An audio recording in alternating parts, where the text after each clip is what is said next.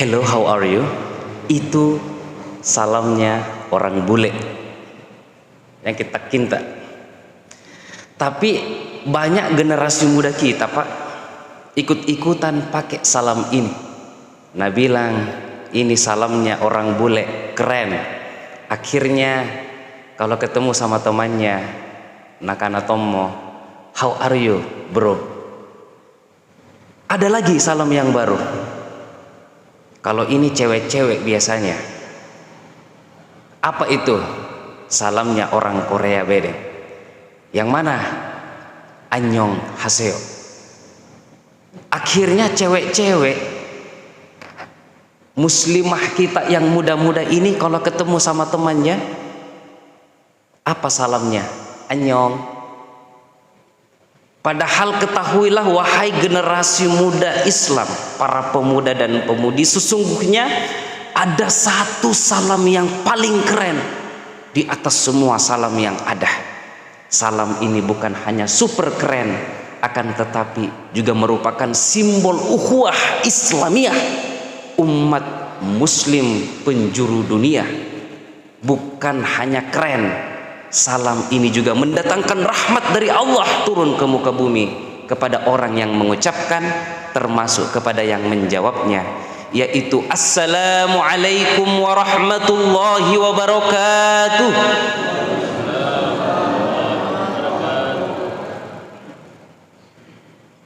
Alhamdulillah, alhamdulillahillazi ja'alal insana khalifatan fil ard wa huwa allazi ja'ala baldatana hazihi Indonesia wa khususan Goa baldatun thayyibatun wa rabbun rahim.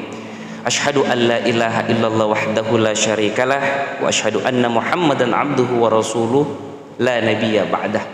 Salatan wa salaman daiman ila nabiyyina Muhammad sallallahu alaihi wasallam wa ala alihi wa ashabihi wa qarabatihi ajma'in, wa khususan ila arba'i khulafa'ir rasyidin Abi Bakrin wa Umar wa Uthman wa Ali wa ala tabi'it tabi'in rahimahumullah, amma ba'd.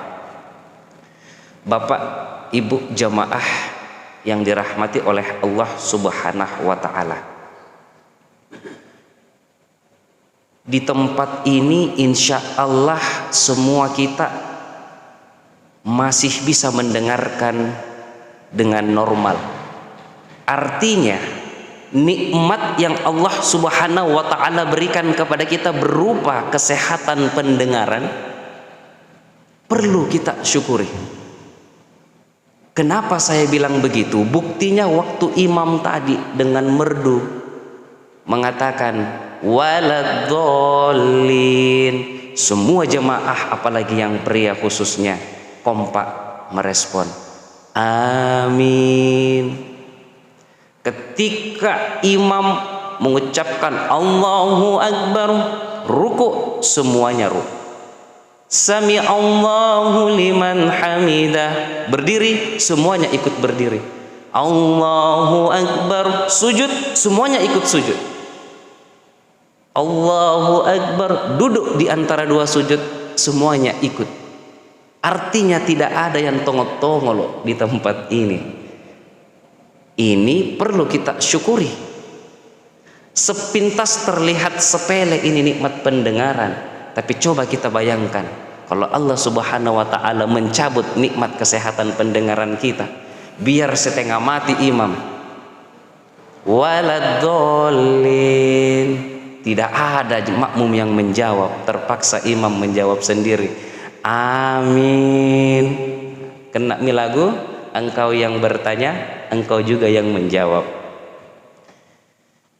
La in syakartum la azidannakum, barang siapa yang mensyukuri nikmat yang diberikan oleh Allah kepadanya, maka nikmat tersebut akan ditambah, bahkan akan dilipat gandakan. Ini adalah janji Allah. Oleh karena itu, dengan kita sering membasahi mulut kita dengan membesarkan asma Allah, mengucapkan syukur dan puji atas berbagai nikmat yang kita rasakan, maka insya Allah Allah Maha Adil dan akan membuktikan janjinya dipanjangkan nikmat-nikmat yang kita syukuri tersebut. Salawat serta salam senantiasa kita persembahkan kehadirat Nabi Muhammad sallallahu alaihi wasallam. Beliau adalah uswatun hasanah kita, suri teladan kita. Boleh saja umat laki muda, perempuan muda yang senang dengan tokoh-tokoh yang ada di media sosial, yang ada di televisi. Sebagai contoh, anak laki-laki pemuda ada yang suka naik motor lantas mengidolakan Marc Marquez, Quartararo, Valentino Rossi. Yang suka main bola mengidolakan Lionel Messi, Cristiano Ronaldo. Anaknya Bahar Muharram dari Makassar, saya lupa siapa namanya Pak. Asnawi Mangku Alam. Boleh saja, akan tetapi sepantasnya dan sewajibnya bahkan seorang muslim menempatkan sosok Nabi Muhammad sallallahu alaihi wasallam pada pemuncak yang paling atas dari tokoh manusia yang diidolakan. Karena itulah bukti kecintaan kita kepada Nabi kita yang diturunkan ke muka bumi ini untuk membawa risalah agama. Bapak Ibu jamaah yang dirahmati oleh Allah Subhanahu wa taala. Perjalanan ke sini ternyata lumayan dingin. Saya Pak dari daerah Mapaodang. Jalan ke sini alhamdulillah tambah lama tambah gelap kurasa. Masuk di Petarani masih terang. Sekalina masuk di Hertasning masih terang pertamanya. Lama-lama tambah gelap. Dingin lagi Pak. Baru saya kalau bawa motor pelan-pelan. Tiba-tiba banyak lubang. Wih, gue kira gempa bumi tadi. Terpaksa saya ambil jalur kanan, melanggar mah ini sebenarnya. Tapi apa boleh buat? Daripada gempa bumi terus, bisa-bisa rontok gigiku ini kodong. Nggak tahu ada jalanan tadi itu luar biasa. Semoga pemerintah yang bertanggung jawab segera memperbaikinya. Kasihan kalau ada orang yang jauh usianya lebih senior dari saya lewat, bisa-bisa kena serangan jantung. Saya lagi aku tak kinta. Luar biasa Pak. Nggak lama camo ini orang kalau tiap hari lewat di sini Pak.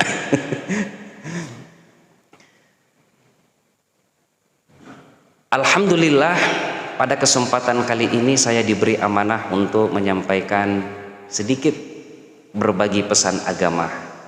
Dan kalau saya memperhatikan gejala sosial akhir-akhir ini dan lingkungan di sekitar sini Pak, katanya sering dipakai oleh anak-anak muda untuk beraktivitas yang kurang kondusif bagi warga dan pengguna jalan.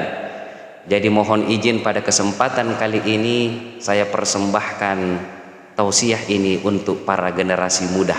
Semoga ada manfaatnya. Dengan tema anak muda palsu versus aslina anak muda. Bapak Ibu jamaah yang dirahmati oleh Allah Subhanahu wa taala, saya yakin apa yang saya sampaikan ini insya Allah akan didengarkan bukan hanya jamaah yang ada di dalam masjid, tapi juga oleh orang-orang yang berada di luar masjid.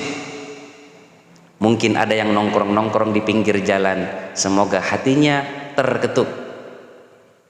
Media ini semoga menjadi wasilah mendapatkan hidayah. Bapak Ibu jamaah yang dirahmati oleh Allah Subhanahu wa taala. Akhir-akhir ini kita mendapatkan informasi yang kurang menyenangkan.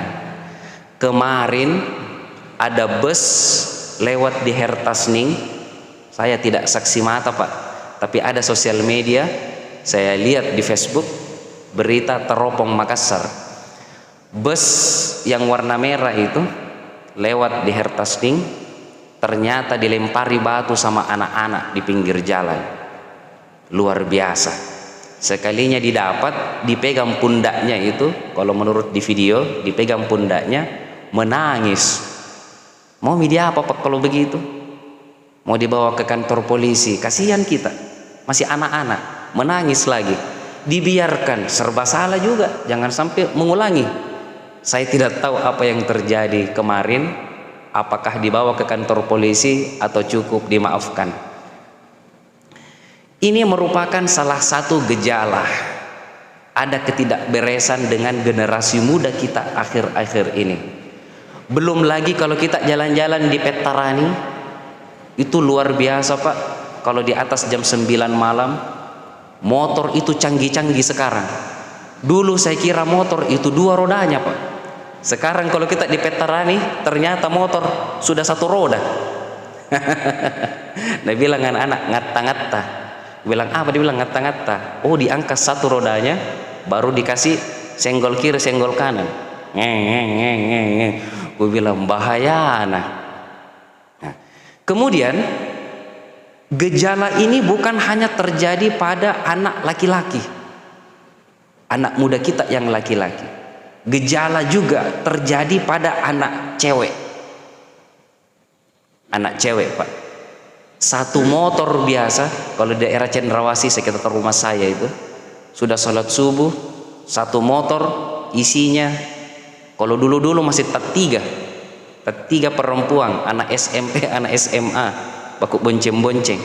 Sekarang bisa kuliah sampai 4. Minggu lalu saya lihat 5 orang 1 motor. Ku bilang bagaimana caranya pakai motor itu? Baru kencang Pak, baru ketawa-ketawa Tommy lagi di atas, gelek-gelek, ndak tahu apa nak ketawai. Nah, ini berbahaya sekali untuk yang bersangkutan. Kita bayangkan kalau yang melakukan itu adalah anak kemanakan kita, ada apa-apanya luar biasa. Nah, mari kita melihat apa itu anak muda palsu dan apa itu aslinya anak muda. Yang pertama, mari kita melihat sabda Rasulullah sallallahu alaihi wasallam yang pernah menjadi inspirasi Bang Roma Irama mengarang sebuah lagu, yaitu jagalah yang 5 sebelum datangnya yang 5. Iktanim khomsan qabla khomsin, jagalah 5 perkara sebelum datangnya 5 perkara. Syababaka qabla haramika, masa mudamu wahai umatku jaga itu, manfaatkan sebaik-baiknya sebelum datangnya masa tua kalian.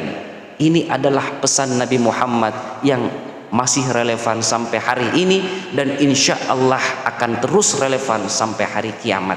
Kenapa Pak?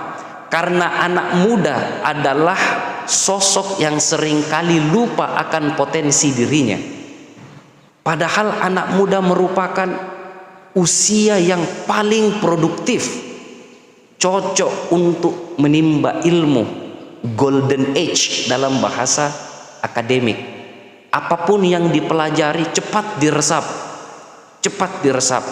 Oleh karena itu tugas anak muda mengisi masa-masa usianya, yang pertama adalah mengisi dengan ilmu pengetahuan ke dalam otaknya. Apalagi sabda Rasulullah, man aradad dunya fa'alaihi bil ilmi, barang siapa yang menginginkan ada dunia di dalam genggamannya, maka dia wajib berilmu. Pagi, siang, sore, malam, tengah malam, alangkah indahnya bermanfaatnya waktu jika diisi dengan ilmu pengetahuan. Belajar Pak, belajar. Hatinya bagaimana? Hati diisi dengan agama, datang ke kajian-kajian, mengikuti ceramah. Kalau tidak sempat, buka HP, di situ ada banyak pesan-pesan WhatsApp yang berisi tausiah-tausiah agama. Kita masuk ke YouTube, ada ceramahnya banyak ustadz yang terkenal yang kita bisa mempelajari ilmu dari mereka. Ada Ustadz Abdul Somad, ada Ustadz Adi Hidayat, Ustadz siapa lagi Pak? Ada banyak. Kita mami yang cari, Ustadz Dasat Latif dan lain sebagainya. Begitu banyak kita mami. Yang penting ada kuota tak. Itu hati Pak, diisi dengan agama. Kemudian otot anggota tubuh dilatih dengan olahraga. Supaya apa? Supaya badannya menjadi sehat, bugar, kuat, tegap. Maka baru berdiri, musuh Islam langsung gentar. Coba kalau yang berdiri paling depan, dia Tommy Rosso, kerempeng, dodom poeng, wah, tambah nekat itu, tambah berani musuh Islam. Kalau yang berdiri di depan, badannya sehat, suaranya mantap, berpikir 2 kali, bahkan berpikir 3 kali untuk macam-macam. Oleh karena itu, ada 3 tugas anak muda dalam mengisi usianya. Yang pertama yang tadi itu, mengisi otaknya dengan ilmu pengetahuan, mengisi hatinya dengan ilmu agama, dan mengasah tubuhnya dengan olahraga. Yang suka main bola silahkan, yang suka main futsal silahkan, yang suka main voli, main takraw silahkan, yang suka karate, pencak silat, taekwondo silahkan. Tapi ini jadi masalah sekarang, Pak, bela diri. Karena ternyata kalau orang mengaplikasikan dalam kehidupan keseharian, ada yang ganggu kita, terus keluar itu bela diri tanpa sengaja, bisa-bisa kita masuk penjara. Sehingga saya lihat sudah mulai ada bermunculan suara, kalau memang begini penegakan hukum di Indonesia, kalau kita membela diri lantas kita dimasukkan ke dalam sel, maka lebih baik semua kegiatan bela diri di masyarakat dihilangkan. Karena itu yang kita pelajari, Pak. Kasus terbaru di Nusa Tenggara Barat, kalau tidak salah, daerah Lombok, ada orang tengah malam naik motor. Bapak-bapak pasti sudah tahu. Ditahan di tengah jalan, 4 bawa parang, mau diambil motornya, begal ceritanya. Ini 1 orang tidak mau kalah, dia tidak rela. Mungkin inilah harta susah payah didapatkannya, setengah mati kumpul uang baru bisa beli motor. Itu pun dipakai untuk cari nafkah untuk anak dan istrinya. Otomatis tidak rela dia berikan begitu saja. Berkelahi, Pak, si baji. 4 lawan 1, luar biasanya perlindungan Allah. 2 yang mati itu lawannya, yang mau begal, 2 mati, yang 2-nya lari. Tinggal dia sendiri korban. Ternyata dijadikan tersangka, Pak, karena membunuh ini pelaku begal. Makanya masyarakat di sana demo, kok bisa? Bagaimana sistem penegakan hukum kita? Mohon maaf kalau ada yang salah dengan kata-kata saya, tapi inilah realita sosial di masyarakat, bahwa kita merasa something is wrong, ada sesuatu yang salah dengan cara negara menangani hal-hal yang seperti ini. Masa orang membela diri justru dipersalahkan? Kemudian kita bertanya, kalau begitu besok lusa kita dibegal di pinggir jalan, apa yang kita lakukan? Lari. Lari salah, Pak. Artinya kita mendukung. Masa kita setengah mati kumpul uang, lantas kita serahkan begitu saja tanpa perjuangan? Kita melawan juga ternyata menurut negara salah. Jangan sampai kita lukai dia, salah juga. Bahkan tahun lalu kalau tidak salah, 2 tahun lalu juga ada pencuri dikejar sama masyarakat, berkelahi sama masyarakat, langsung dipukul. Dia melapor pengeroyokan. Kena, Pak, masyarakat. Pasal 500 berapa itu? 531, 532. Kena, Pak. Bahaya sekali sekarang. Makanya kita berharap sebenarnya anggota dewan yang terpilih lewat aspirasi masyarakat bisa memperjuangkan semacam revisi undang-undang pidana. Supaya apa? Ada perlindungan bagi masyarakat. Buat apa coba masyarakat bawa kemana-mana, mungkin, mohon maaf, senjata tajam tengah malam? Alasannya kan karena merasa tidak aman. Kenapa merasa tidak aman? Artinya negara belum sanggup menghadirkan rasa aman di tengah kehidupan masyarakat. Ketika negara belum sanggup menghadirkan rasa aman, lantas warga masyarakat biasa dilarang untuk membela dirinya, maka kepada siapa kita untuk meminta pertolongan? Otomatis kan kita harus membantu diri sendiri. Nah, ini menjadi PR bersama, bagaimana kita bisa menyalurkan aspirasi politik kita ke depannya kepada orang-orang yang kita anggap kompeten dan punya komitmen, Pak. Punya komitmen yang peka terhadap hal-hal yang seperti ini. Itu tanda-tanda anak muda yang dibilang aslinya anak muda, yang memanfaatkan waktunya, usianya sebaik-baiknya. Sehingga kalau dia menyia-nyiakan umurnya, tidak belajar, dia tommy lagi tidak mengaji, dia tommy lagi malas lakutu olahraga, ya Allah, luar biasa. Ini yang dibilang ciri pertama anak muda palsu. Anak muda palsu, na'udzubillah. Apa yang kedua? Mari kita melihat firman Allah Subhanahu wa taala di dalam surah Al-Isra. Wa qadha rabbuka alla ta'budu illa iyyahu wa bil walidaini ihsana. Dan Allah Subhanahu wa taala memerintahkan kepada kalian, jangan sekali-kali menyembah kepada yang selain Allah. Ini perintah yang pertama tentang tauhid, menyembah Allah. Dan setelah itu apa perintah yang datang kemudian? Wabil walidaini ihsana, dan kepada kedua orang tua agar berbuat baik.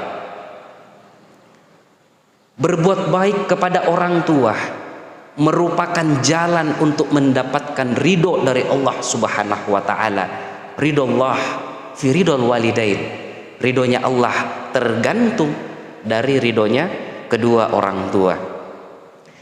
Jangan sampai ada anak muda yang merasa cara dek dudu nih sudah terlalu pintar, sudah bisa menghasilkan nafkah sendiri, lantas tidak lagi mau mendengarkan kedua orang tuanya, nasihat-nasihatnya disepelekan karena merasa sudah mandiri. Maka waspadalah anak muda, waspadalah anak muda. Kenapa? Kalau menyakiti hati orang tua, bisa-bisa kesuksesan tersebut hanya akan berlangsung singkat, dalam waktu sekejap, nibulin taki pak dibalik. Kenapa? Karena itu tadi kuncinya, ridho Allah fi ridhol walidain. Ridhonya Allah tergantung pada ridhonya kedua orang tua. Zaman sekarang, Pak, kadang-kadang ada anak bahkan untuk menentukan siapa jodohnya susahnya minta ampun. Susahnya bagaimana? Sudah dikasih tahu sama bapaknya sama mamanya, jangan yang begitu, yang kau bawakan ke rumah mama dan bapak yang begini modelnya, 1, 2, 3, yang rajin sembahyang, yang menutup auratnya, yang sopan kepada kedua orang tua dan lain sebagainya. Kenapa yang kau bawakan yang begini modelnya? Rambutnya pirang, oh male. Apalagi ketemu dengan calon mertua, bukannya salim, cuma ketawa-ketawa saja, tidak tona pegang tangannya. Apalagi nak kasih begini, kakinya naik. Ada itu dibawanya meja, Pak, biasa meja tamu, ada kayu sedikit, nah kasih naik kakinya di situ. Ini kalau orang dulu, Pak, namanya qolil adab, namanya kurang ajar, apalagi baru pertama.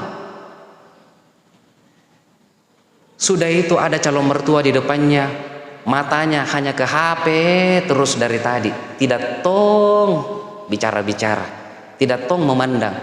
Nah, ini yang seperti ini mau dijadikan menantu, maka wajib mendengarkan apa yang diinginkan oleh orang tua. Karena orang tua itu sudah menikmati, menjalani asam kehidupan, garamnya kehidupan. Dia tahu, punya intuisi batin yang mana yang cocok dan yang tidak cocok untuk anak saya. Dan ini kalau diperdebatkan dengan anak di rumah tidak ketemu, karena anak maunya lain, orang tua juga kadang-kadang maunya berbeda. Belum lagi yang sudah punya uang, kadang-kadang tanpa sadar menyakiti hati orang tuanya. Bayangkan Pak, kadang-kadang ada orang gaji pertama. Orang tua zaman dulu kalau gaji pertama langsung diperhadapkan amplopnya, belum dibuka, amplopnya dikasih mama dan bapak di rumah. Alhamdulillah sudah bisa dapat rezeki, ambil maki. Sekarang anak muda gaji pertamanya apa yang dibikin? Traktir teman SMA-nya, bulan depannya traktir teman kuliahnya, bulan depannya lagi bulan ketiga traktir teman SD-nya, bulan keempat traktir teman futsalnya, bulan kelima traktir teman main gamenya, bulan keenam traktir klub motornya, bulan ketujuh oh dende.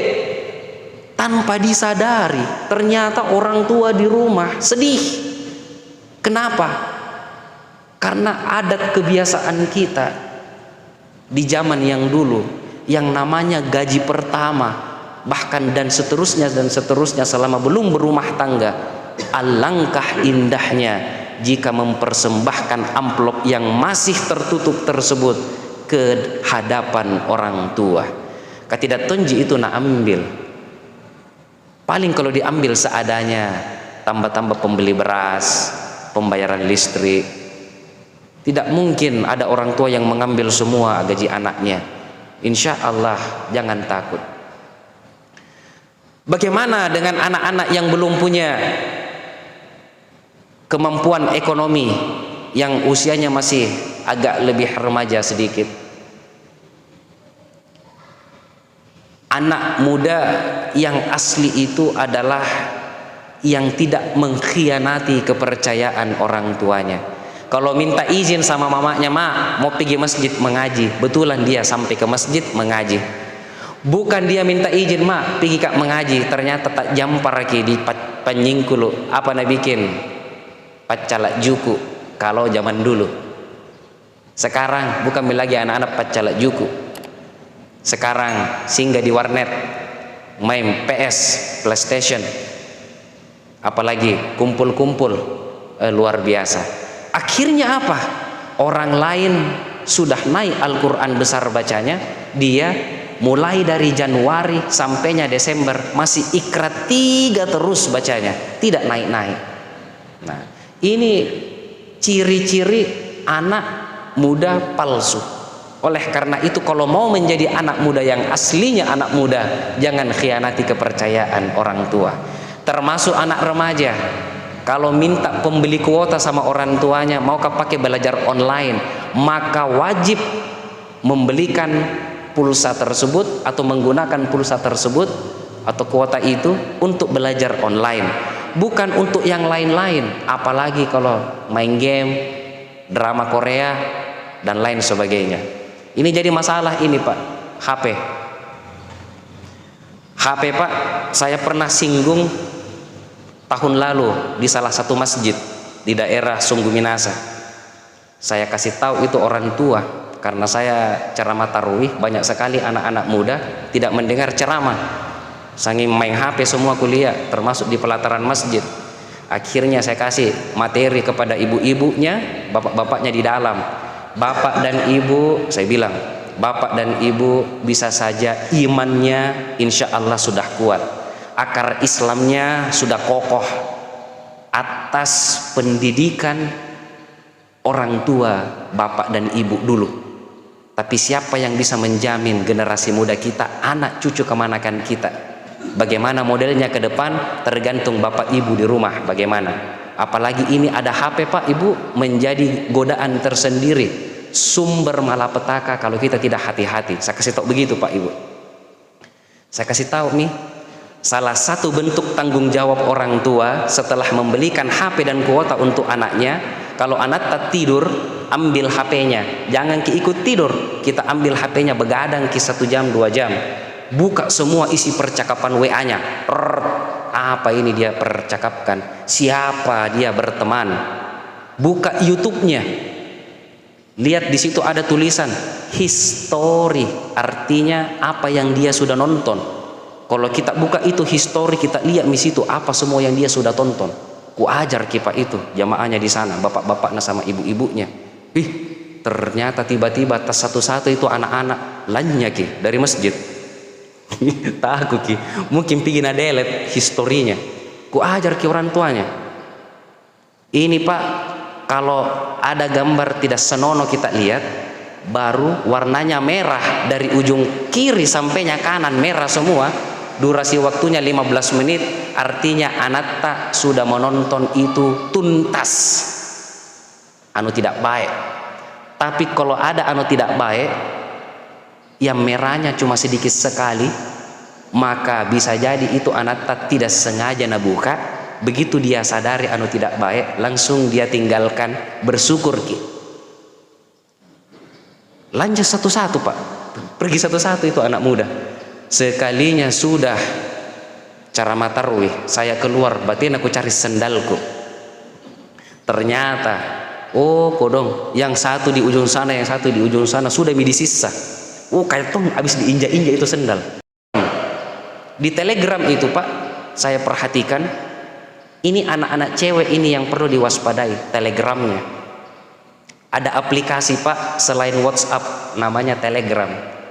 Khusus yang punya anak perempuan, buka ki itu Telegramnya. Terus lihat ki itu ada tulisannya di atas pencarian, buka ki pencariannya. Kalau ada drama Korea, episode 1, 2, 3, 4, 5, 6, luangkan waktu kita menonton itu drama Koreanya, apa yang dia tonton. Karena apa yang ada di dalam Telegram itu Pak tidak disensor. Saya betulan ini Pak, tidak disensor. Saya tahu karena saya mengkaji juga, tidak disensor. Jadi bayangkan kalau produk luar negeri tidak ada sensor, kalau sudah masuk di televisi itu masih lebih mending karena ada sensornya. Tapi yang ada di Telegram aslinya itu. Inilah yang membuat pekerjaan kita sebagai orang tua di zaman ini jauh lebih berat dibanding tugas orang tua kita mendidik kita di zaman dulu. Kenapa? Karena faktor teknologi. Jangan sampai kita rajin ke masjid, lantas kita sibuk dengan amal ibadah untuk diri kita lupa dengan siapa yang ada di rumah. Tapi sisa berapa waktuku? Masih ada berapa?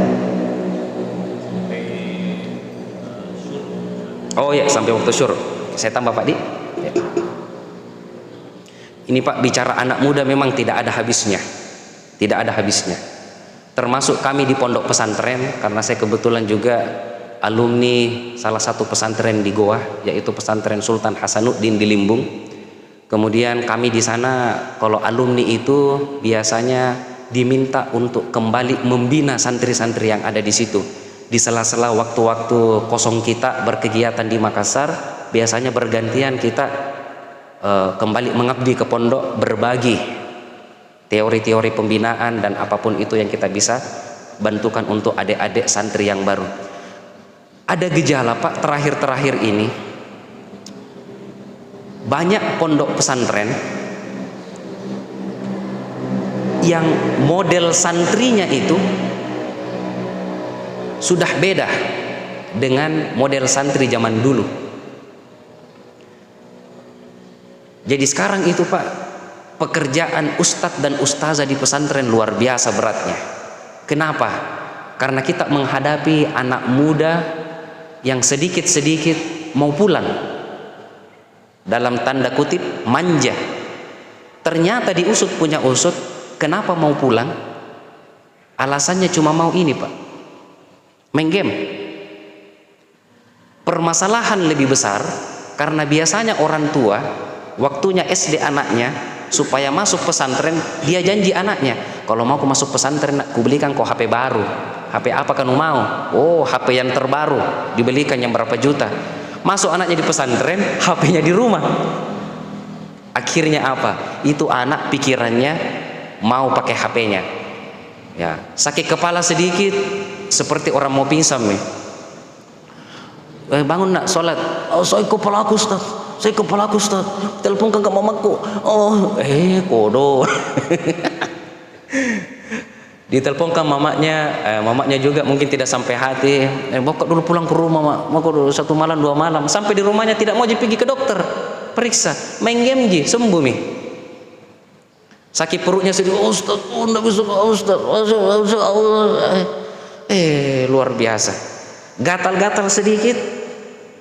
Gatal-gatal sedikit, Pak. Ustaz, aduh bentol-bentolku ini. Kita zaman dulu mau kurap, mau panu, mau apa, purakang apa segala macam, tetap ada di pondok. Tamat tompaki baru ketemu dengan orang tua, atau minimal sekali dalam sebulan. Itu pun cuma 1 malam. Jadi luar biasa pekerjaan dan tugas tanggung jawab ustadz dan ustazah di pondok pesantren zaman sekarang. Salah satunya adalah karena pesantren di mana-mana masih tetap kokoh dengan tradisi, tidak boleh ada alat komunikasi masuk ke pondok. Karena bahayanya minta ampun, Pak. Ada pernah kejadian kita kira tamu pakai masker seperti ini, santriwati, dia pakai masker, terus ada mobil datang, ternyata itu Grab. Ada mobil datang, ternyata itu Grab. Dia naik, pergi putar-putar di Makassar, mau ke mall apa segala macam. Sudah itu pulang lagi. Kenapa bisa ketahuan? Karena orang tuanya berteman WhatsApp dengan dia. Dia lihat statusnya anaknya diperbaharui, sedang ada di tempat lain di luar pondok. Orang tuanya panik, langsung menghubungi ustadz. Dicari di asrama putri, memang tidak ada. Dicari di masjid, tidak ada juga tadarus. Dicari di kelas, tidak ada. Ditanya temannya, tidak ada yang bisa tahu, tidak bisa ditemukan. Sekalinya datang, baru diinterogasi. Alhamdulillah jujur bahwa habis keluar pesan Grab. Kenapa? Karena menyelundupkan HP masuk ke dalam pondok. Jadi luar biasa, Pak. Ini yang kedua, yaitu berbakti kepada orang tua, sehingga anak muda yang aslinya anak muda adalah yang tidak mengkhianati orang tuanya. Kemudian yang ketiga, ciri-ciri anak muda yang soleh yang ketiga adalah yang mengikuti sabda Rasulullah Muhammad sallallahu alaihi wasallam, khairun nas anfa'uhum linnas. Sebaik-baik manusia adalah yang bermanfaat bagi orang yang lain. Contoh, di kompleks perumahan atau di dalam lorong di lingkungan sosial masyarakat, ada warga yang bikin acara, pasang tenda, tapi kursinya belum dipasang. Anak muda yang aslinya anak muda tidak perlu dipanggil, langsung datang ke sana melapor, tante itu kursi tak belum dipasang, mau kiku pasangkan sekarang. Iya nak, pasangkan mak paeng. Nah aturkan ya, pap. Sudah mi tante ku aturkan ki, sebentar lagi baru datang pigat dulu mandi. Iya makasih nak. Luar biasa. Sekilas terlihat itu pekerjaan yang enteng, tapi itu sudah membantu tuan rumah, dan insya Allah masuk dalam kategori yang diinginkan oleh Rasulullah agar bermanfaat bagi orang yang lain. Sekutu-kutunya anak muda kalaupun kutu battala giyoki, susah bergerak lakutu. Kalau tidak mau angkat-angkat kursi, angkat-angkat piring, menyapu-menyapu, atur-atur meja apa segala macam, duduk-duduk saja di deker di ujung, di Panjingkulu, di pojok jalan. Pokoknya duduk saja dari pagi sampainya malam di situ. Kalau mau main gitar silahkan main gitar di situ. Tapi kalau ada orang sepertinya bingung mencari alamat, langsung berdiri sigap, tabet tante, mau kemana? Oh mau pergi di acaranya Pak Dani. Oh Pak Dani ada di sana tante, acaranya. Kalau Ibu Ketut di mana acaranya? Kalau Ibu Ketut di blok sebelah, lurus maki belok kiri. Nah ini insya Allah masuk dalam kategori yang Rasulullah maksud dalam hadis tersebut. Tapi coba kita bayangkan kalau anak muda yang sebaliknya, bukannya menjadi solusi, memberikan manfaat bagi masyarakat, justru menjadi malapetaka. Lorong, lebar lorongnya ya 1 meter, cuma cukup motor 1 lewat. Antara dinding satu dengan dinding yang lain baku sambung-sambung. Kalau orang berteriak dari ujung lorong kedengaran sampai ujung karena suaranya mantul-mantul. Makanya kalau ibu-ibu satu kali berteriak dari depan rumahnya, Juku, nah dengar di ujung, sebentar dia datang. Kalau yang mau makan bakso, bakso, satu kali nah dengar nih. Ini pakai motornya naganti knalpotnya. Bahasaku, motor kecipuran, motor kelaparan. Kenapa? Besar sekali buka mulutnya. Belum itu masuk gigi 1 baru starter.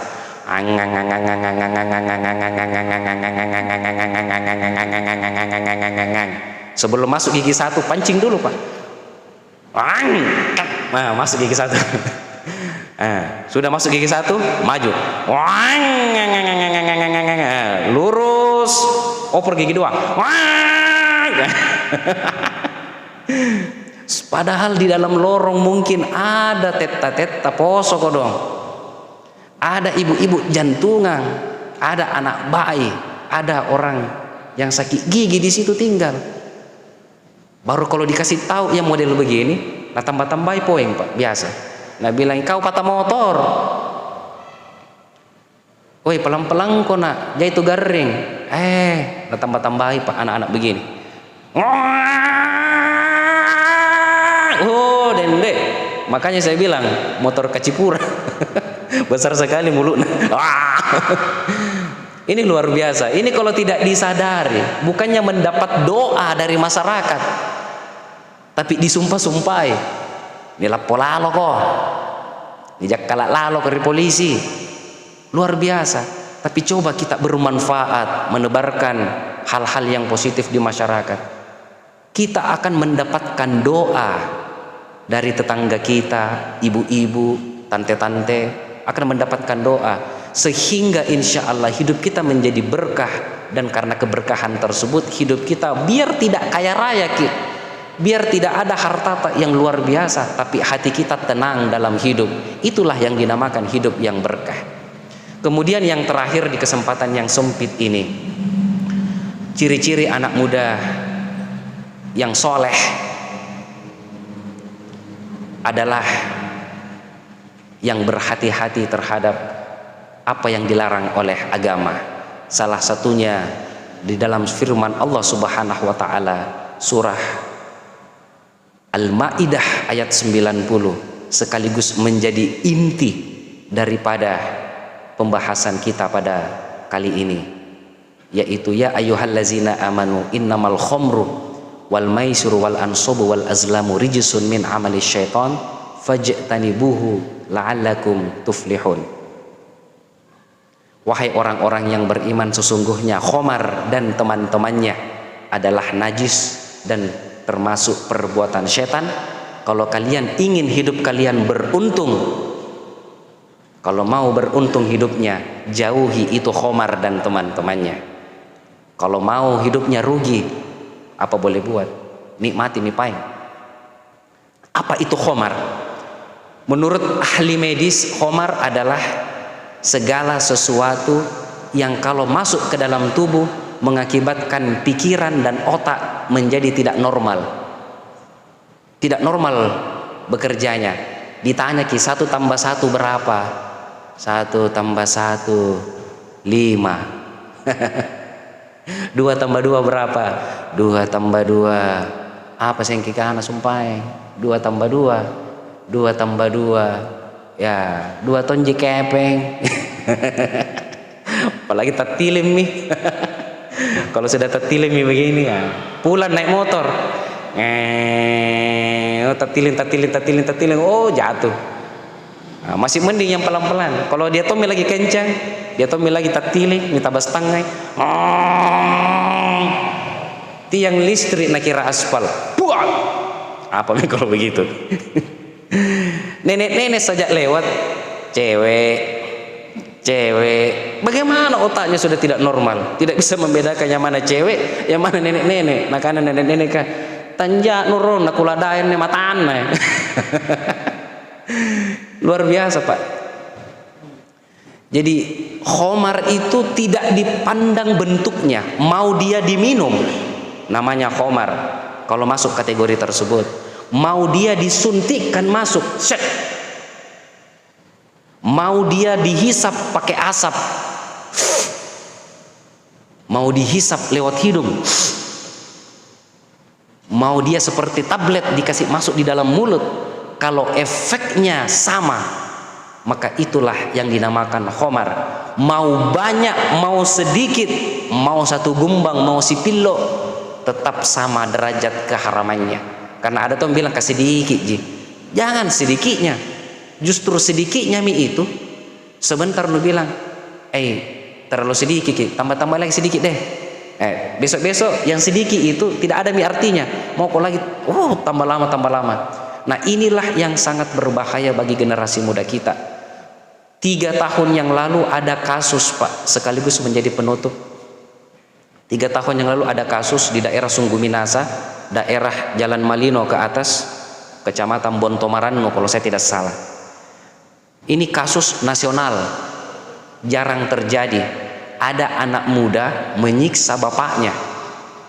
Jalloki, dia mengamuk itu anak muda di rumah, sampai-sampai itu kaca-kaca di rumahnya jatuh, pecah.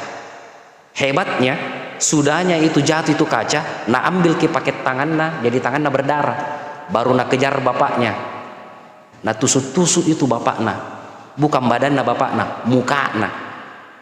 Sekalinya diambil sama polisi, disarik bagiannya, dikasih bagiannya sama aparat. Saya berterima kasih itu. Saya senang kalau yang berlebihan seperti ini, aparat yang menangkap itu kasih dulu bagiannya Pak. Kenapa? Karena ini kejahatan luar biasa. Masa bapak sendiri disiksa begitu seperti PKI? Ternyata Pak, dalam kondisi tidak sadar memang efek narkoba. Saking bahayanya ini narkoba, bapak kandung sendiri bisa dihantam sedemikian rupa, disiksa. Inilah yang menjadi PR kita bersama, apalagi menurut informasi terbaru, peredaran narkoba lebih kencang di daerah dibanding di kota besar. Dan katanya kalau ada barang yang didapat di kota, biasanya itu hanya transit, bukan untuk diedarkan di kota, tapi lebih gampang laku kalau dioper ke daerah. Semakin terpencil daerahnya, semakin gampang laku. Kenapa Pak? Karena saya juga kebetulan bergabung dalam komunitas DANI, Dai Anti Narkotika, binaan BNNP Sulawesi Selatan. Kami disampaikan data-data dari BNN, data-data terbaru.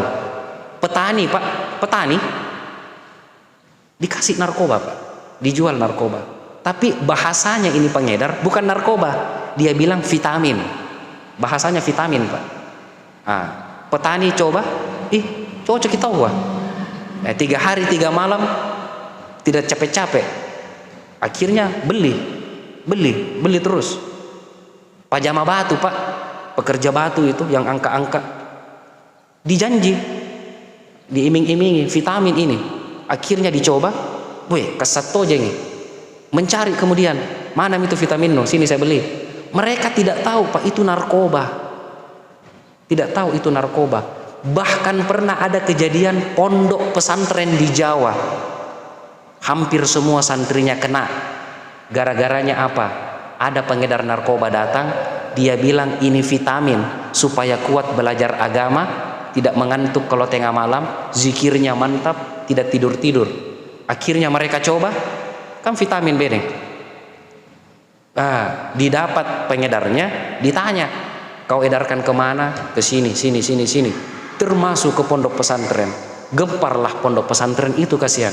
Karena mereka tidak tahu, santri bahkan ustaznya juga pakai. Nah, kalau sudah seperti ini, maka luar biasa.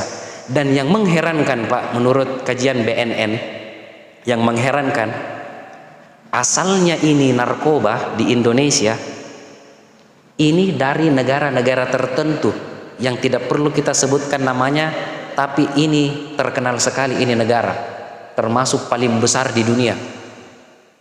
Lewatnya laut, kemudian masuk ke negara tetangga, dari negara tetangga baru masuk ke negara kita. Sering kali katanya didapat sebenarnya sama polisi perbatasan, tapi kalau ditanya ini mau kemana barangmu, mau ke Indonesia, ya sana mau, lanjut. Kecuali kalau dibilang ini untuk di sini, untuk negaranya, baru ditangkap. Jadi ini kita juga ada masalah serius ini dengan tetangga, Pak.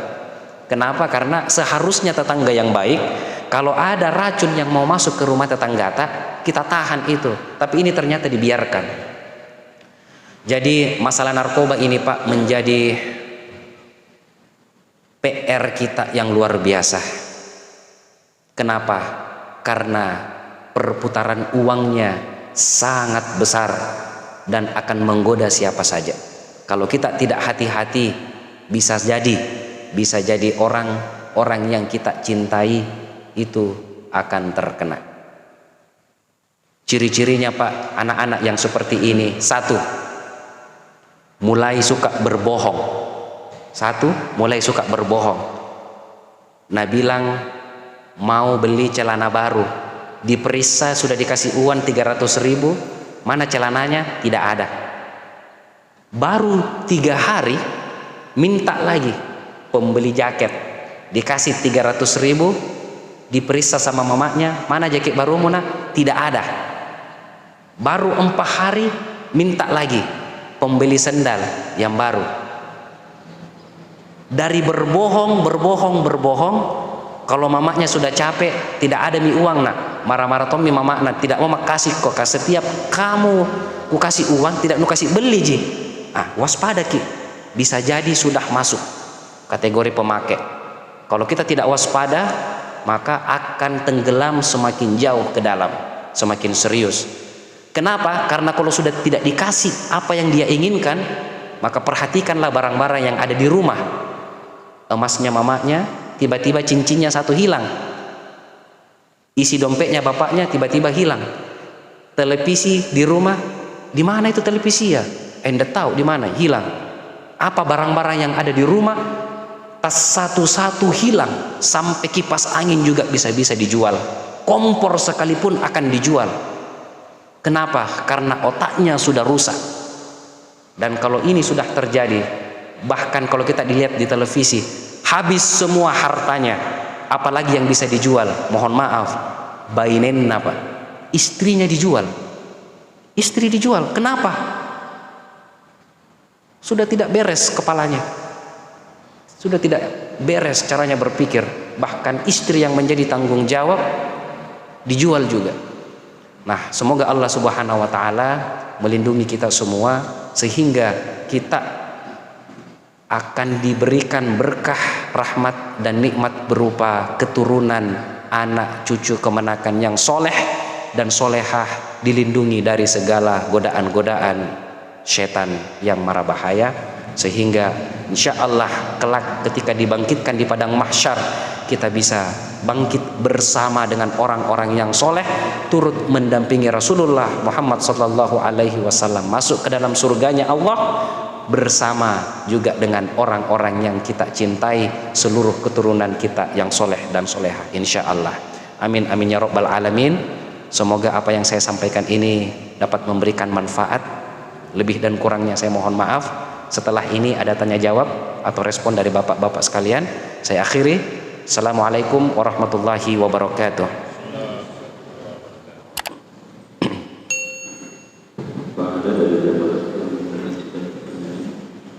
Persembahkan oleh Yayasan Haji Muhammad Cengho Sulsel dan Takmir Masjid Muhammad Cengho Goa.